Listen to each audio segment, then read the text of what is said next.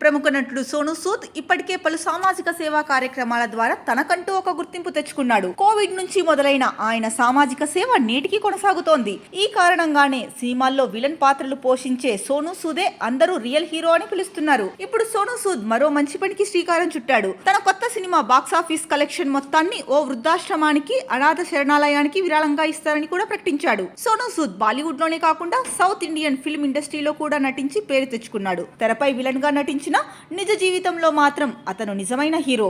ఎంతో మందికి సాయం చేశాడు. జబ్బు పడిన వారికి చికిత్స అందించారు. పేద పిల్లల చదువుకు సహకరించారు. సోనూ సూద్ చిన్న వ్యాపారులకు సాయం అందిస్తూ వారిని ప్రోత్సహిస్తూ మంచి మనసు చాటుకుంటున్నాడు. తాజాగా చెన్నైలో రోడ్డు పక్కన ఫుడ్ స్టాల్ నడుపుతున్న ఒక మహిళతో సోనూ సూద్ మాట్లాడిన వీడియో నెట్టింట వైరల్ అవుతోంది. ఫుడ్ స్టాల్ నడుపుతున్న మహిళతో సోనూ సూద్ ఫన్నీ సంభాషణ అందరినీ ఆకట్టుకుంటోంది.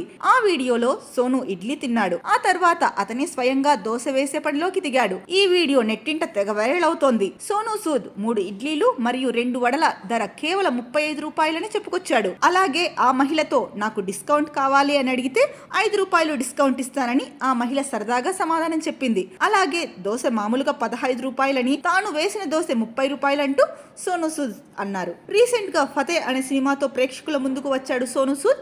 జనవరి 10న ఈ సినిమా విడుదలైంది. ఫతే చిత్రానికి సోనూ సూద్ స్వయంగా దర్శకత్వం వహించారు. డైరెక్టర్ గా ఇది అతని డెబ్యూ మూవీ. సైబర్ క్రైమ్ ఆధారంగా ఈ సినిమాను తెరకెక్కించారు సోనూ సూద్.